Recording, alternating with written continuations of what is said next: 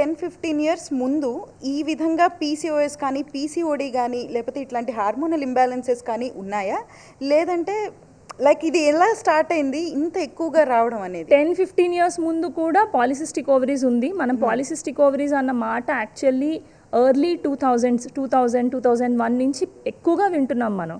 So ఇవన్నీ కూడా work stress related life style చేంజ్తోనే వింటున్నాం. మనం 90sలో బర్గర్స్ పిజ్జాస్ ఎన్ని విన్నాం? రైట్, అవును. చిప్స్ కానీ ఫ్రెంచ్ ఫ్రైస్ కానీ అవన్నీ మనం అసలు అప్పుడు మనకి ఎన్ని మెక్డొనాల్డ్స్ అని అవన్నీ ఇవన్నీ ఏమీ లేవు కదా.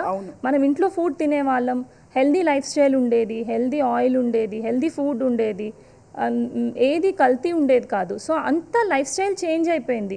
ఇప్పుడు ఎవ్రీ లేన్లో మీరు చూడండి ఒక ఫాస్ట్ ఫుడ్ ఉంది, వెస్టర్నైజేషన్ అయిపోయింది. సో ఒకటి ఫస్ట్ థింగ్ డెఫినెట్లీ డైట్కి వస్తే, second it is definitely work stress అండి. అప్పట్లో ఇంతమంది సాఫ్ట్వేర్ జాబ్స్లో ఉన్నారా?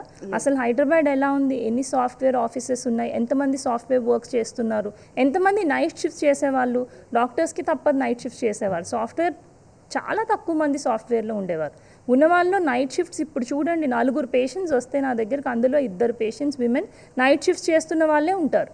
అలాగే ప్రెగ్నెన్సీ ప్లాన్ చేస్తున్నారు, ప్రెగ్నెన్సీ రావట్లేదు, వెయిట్ పెరుగుతున్నారు, ఏం ఫుడ్ తినట్లేదు, but end of the day వాళ్ళు వెయిట్ అనేది తగ్గట్లేదు, స్ట్రెస్ తగ్గట్లేదు.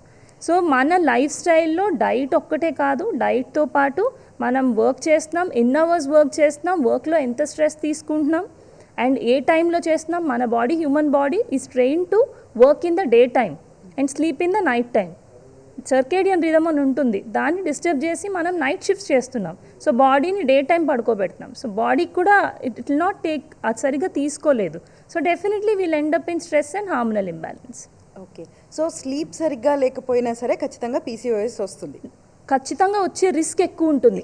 స్లీప్ లేని వాళ్ళకి చాలా రిస్క్స్ ఎక్కువ ఉంటాయి. పాలిసిస్టిక్ ఓవరీ ఎక్కువ ఉంటుంది, యాంగ్జైటీ డిజార్డర్స్ ఉంటాయి, డిప్రెషన్ వచ్చే ఛాన్సెస్ ఎక్కువ ఉంటుంది, వర్క్లో కూడా ఫోకస్ చేయలేరు, కాన్సన్ట్రేషన్ తగ్గుతుంది, వర్క్ పర్ఫార్మెన్స్ కూడా ఎఫెక్ట్ అవుతుంది. First most important thing food, sleep. ఈ రెండే first most, healthy food and then sleep are the first most important things.